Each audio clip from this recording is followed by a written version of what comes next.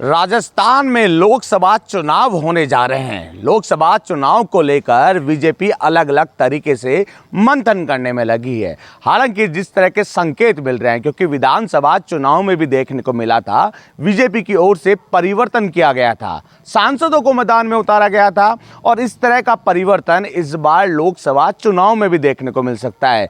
केंद्रीय नेतृत्व के नेताओं को इस बार लोकसभा चुनाव में उतारा जा सकता है।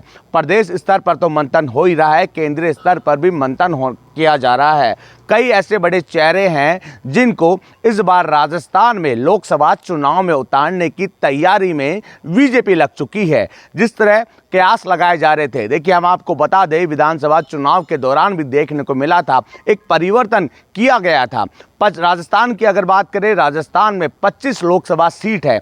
इन पर सियासी जानकारों की माने तो 14 से 15 उम्मीदवारों के चेहरे पर बदलाव किया जा सकता है।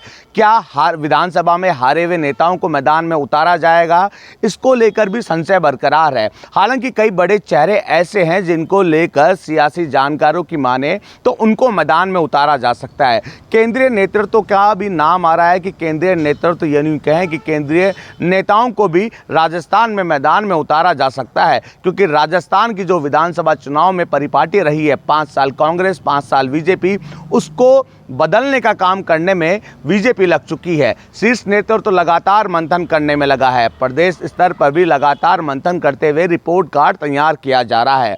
अब लोकसभा चुनाव जैसे जैसे पास आ रहे हैं, शीर्ष नेतृत्व राजस्थान की तरफ फोकस करने में लगा है। हालांकि कौन से बड़े चेहरे होंगे, कौन से केंद्रीय नेतृत्व के नेता होंगे जिनको उतारा जाएगा, इसके नामों का खुलासा अभी तक किया नहीं है। लेकिन चर्चाओं का दौर इसलिए भी गर्म हो चुका है क्योंकि विधानसभा चुनाव के दौरान जिस तरह परिपाटी को चेंज करने का काम बीजेपी ने किया, सांसदों को मैदान में उतारा और सांसदों ने जीत भी दर्ज करी, चाहे वो राज्यवर्धन सिंह हो, दिया कुमारी हो, बाबा बालक नाथ हो, राज्यसभा सांसद किरोड़ी लाल मीणा हो, तो ऐसा ही परिवर्तन करने की तैयारी बीजेपी का शीर्ष नेतृत्व करने में लगा है। लेकिन वो बड़े चेहरे कौन से होंगे, इनका नामों का खुलासा नहीं हो रहा। लेकिन यूँ कह सकते हैं कि जातीय समीकरण बैठाने की कोशिश जरूर की जाएगी, क्योंकि राजस्थान में जातीय समीकरण बैठाते हुए ही अगर कोई राजनीतिक पार्टी मैदान में उतरती है तभी उसको जीत मिलती है। तो जातीय समीकरण बैठाने की कोशिश भी की जाएगी, हर वर्ग को साधने की कोशिश भी की जाएगी। कौन सा नेता राजस्थान की परिपाटी पर परिवक्त उतर रहा है,